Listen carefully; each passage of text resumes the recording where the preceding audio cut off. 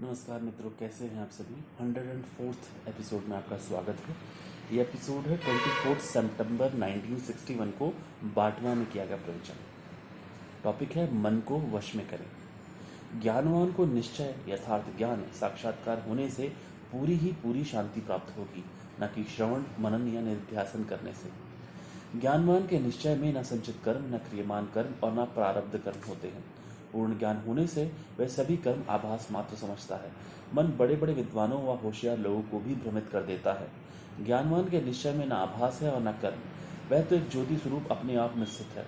ज्ञानवान से किसी भी कर्म सुख दुख का संबंध नहीं है, उसके निश्चय में ये सब आभास मात्र हैं। मन पर विजय करो।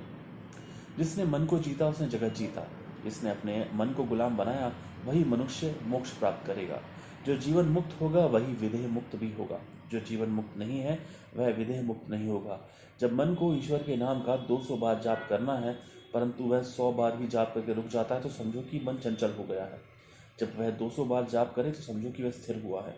इस मन की सहायता द्वारा ही मोक्ष प्राप्त किया जा सकता है। जिसने मन को वश में किया है वही महान है, वही पूर्ण मंजिल प्राप्त कर लेगा। अगर मन को वश में नहीं किया तो 84 लाख योनियों में आकर दुख भोगेगा। इस जन्म में मन को जीतकर उसे अपना नौकर या गुलाम बनाकर उससे मोक्ष का काम लेना चाहिए। मन को विषय विकारों में नहीं लगाना चाहिए। मन को कामना, विषय, आशा व तृष्णा आदि से खाली करके अपनी आत्मा में प्रेम पूर्वक रखना चाहिए। अपने आप से प्रेम करना चाहिए तथा सदैव मन पर नियंत्रण रखकर आत्म आनंद में स्थित रहना चाहिए। दुख किसे होता है? शरीर को। यदि शरीर को कोई पीटे या लाठी लगाएं अथवा मारकर फांसी पर चढ़ाएं तो क्या होगा? कुछ भी नहीं। मैं तो वैसे का वैसा अजर अमर अखंड स्थित हूँ। हृदय शुद्ध होगा तो आत्मज्ञान की बातें अंदर में बैठ जाएंगी। यदि आत्मज्ञान प्राप्त करने की इतनी बुद्धि नहीं हो तो प्रार्थना करनी चाहिए कि हे भगवान, मुझे सद्बुद्धि व शक्ति दो ताकि मैं अपने मन को गुलाम बनाऊं। मन को समझाना चाहिए कि हे मन, तुम ज्योति स्वरूप हो। अंदर में पूरी सच्चाई व हृदय शुद्ध रखेंगे तो एकदम ज्ञान प्राप्त होगा। ज्ञानवान के पुण्य कर्म का फल जो उसकी सेवा आदि करते हैं उन्हें मिलता है।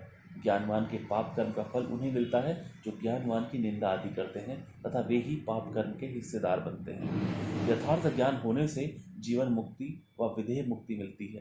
काल्पनिक ज्ञान कथन करने अथवा सुनने सुनाने से मुक्ति नहीं मिलती है। ऐसा नहीं समझना चाहिए कि यह पूर्ण ज्ञानी बन गया है। नहीं नहीं, जिसे आत्मा का साक्षात्कार हुआ है वही जीवन मुक्त है, विदेह मुक्त होगा तथा अखंड आनंद आत्मानंद में लीन होगा। मित्रों, बहुत ही सिंपल भाषा में यहाँ पर प्रवचन है और इस प्रवचन में समझाया गया है कि मन को वश में करो।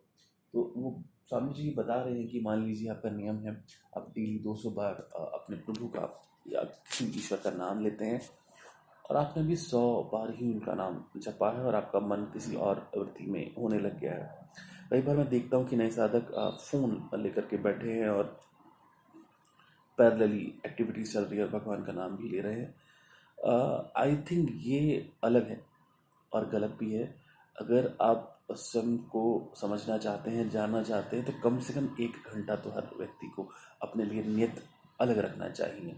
मान लीजिए कि आप एथिस्ट हैं, आप किसी ईश्वर में नहीं मानते हैं, आप आत्मा के सिद्धांत में नहीं मानते हैं, तब भी कोई बात नहीं।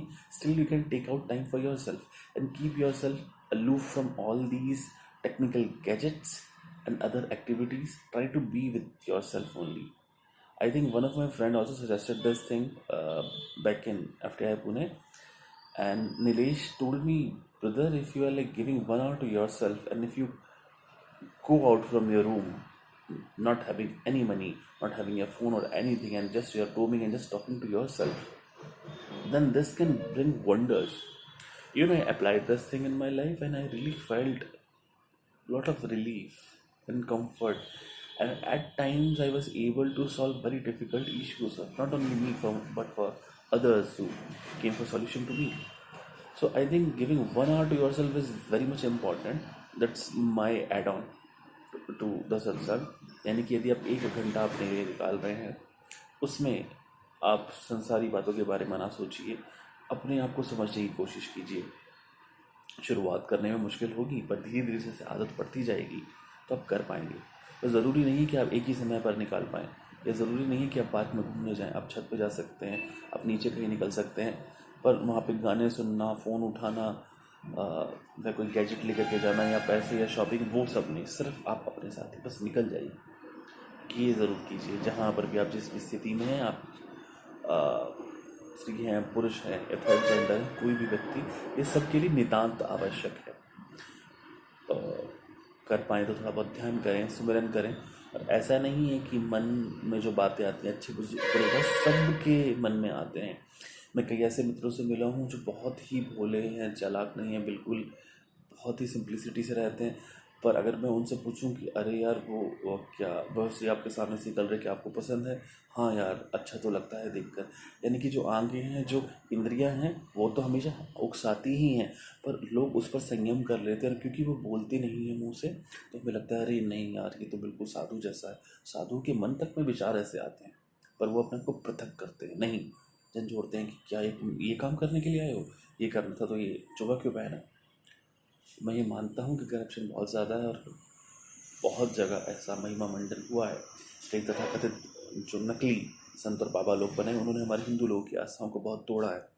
पर उसकी वजह से हम अपने धर्म को गलत कहें, ये ठीक नहीं है। सनातन धर्म के बारे में जितनी भी अफवाहें फैलाई गई हैं, काफ़ी जगह लोगों ने किताबों के बारे में बहुत गलत लिखा। कई जगह किताबों का भी ऐसा प्रारूप जानने को मिला जो एक्चुअल में नहीं था, पर वो गलत नहीं। यदि ऐसा नहीं होता तो गोस्वामी तुलसीदास अकबर के समय में इतने सारे महान चमत्कार जिन्होंने किए, और उनकी लिखी हुई कितनी सारी पुस्तकें और 40 तो उनकी विश्वविख्यात हैं, और कितने ही उनके उदाहरण मिलते हैं कैसे वो लिख लेते और कर लेते।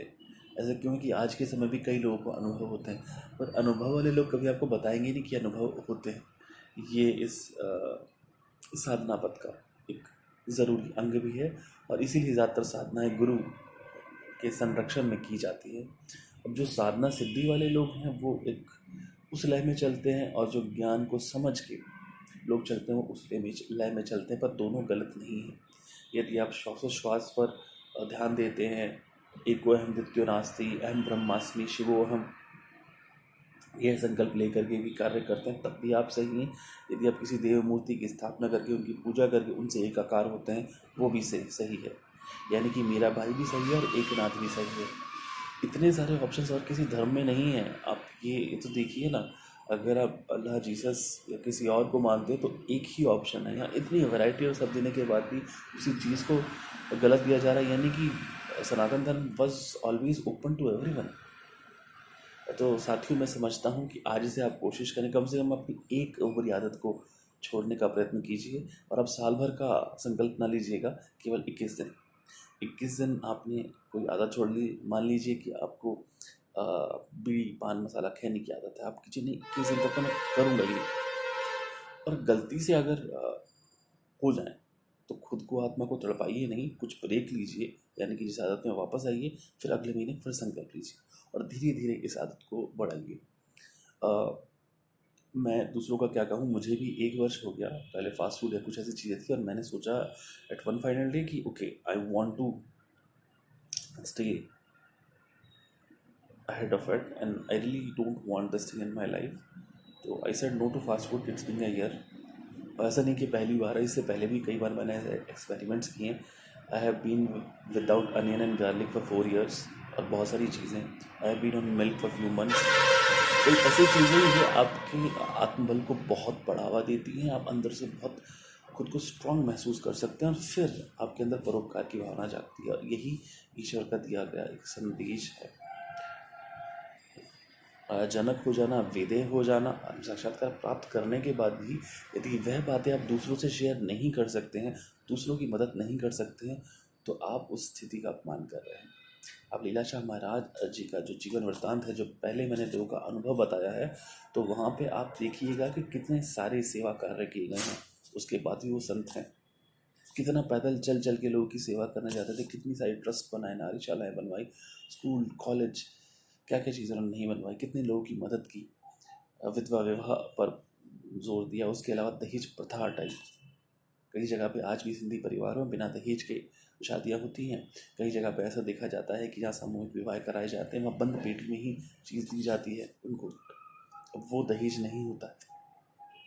उन माँ बाप का प्यार होता है, या जो संस्था ट्रस्ट के लोग कर रहे हैं। बहुत सारी चीज़ें मैं कह सकता हूँ, पर वो थोड़ा सत्संग से विमुख हो जाएंगे। तो यहाँ की जो सार बात है यही है कि मन पर विजय प्राप्त करो, और दुख किसे होगा यदि आप मन की बातों पे चलने लगेंगे, मनमानी करने लगेंगे। आज मन क्या, चलिए आज मैगी खाते हैं, उसके बाद ये खाते हैं, फिर वो खाते हैं। शुरुआत में पता ना लगे, पर बाद में धीरे धीरे आपको चीज़ें मिलेंगी। यानी कि अगर यदि आपको डिटॉक्स करना है, if you really want to detox yourself, it's not just the body, it's the mind and the soul as well. आप मन में फंसे हुए हैं, किसी ने आपको कष्ट दिया है प्रारब्धवश, और आप उसी को बुरा मान रहे हैं, और अगली बार उस व्यक्ति से मिलते हो, आपसे अच्छे से बिहेव करता है, पर आपके मन में कुंठा है और उसको पता नहीं है। तो ये स्वभाववश है, ये आपको समझना चाहिए। जब बहुत छोटा था तो हमारे मास्टर जी एक दोहा बार बार पढ़ाया करते थे, और उसका बहुत अच्छा वो समझाया करते थे कि क्षमा होत है उस भुजन को जिसके पास करल हो, उसको क्या जो दंत रहित विषहीन विनीत सरल हो। यानी कि कोई आप पे ऐसा दांत काढ़ देगा सांप, उसी को तो आप क्षमा करोगे। कोई ऐसा हाथ जोड़ के खड़ा है तो उसको क्या क्षमा करना। यानी कि बहुत सरल ये बात है। किसी ने आप पे आघात किया है तो उसको क्षमा करके आगे बढ़िए। आप कुंठा रखेंगे तो आपकी जो जीवन की ग्रोथ है वो रुक जाएगी। और यदि आपको लगता है कि नहीं यार, इसने भी मेरा दुश्मन है, मुझे उससे बदला लेना है, तो सबसे अच्छा बदला ये होता है कि उसको इग्नोर करना और अपने जीवन में आगे बढ़ जाना। और आप यकीन मानिएगा, फिर आप ऐसी ऊंचाइयों पर पहुंचेंगे जहां तक वह व्यक्ति या वह जो भी आपके दुश्मन है वह कल्पना भी नहीं कर सकते होंगे। स्वामी जी की प्रेरणा हुई तो ये कुछ शब्द बोल गया। यदि कुछ न्यूनता या अधिकता हुई हो तो मुझे क्षमा कीजिएगा। जय श्री राम।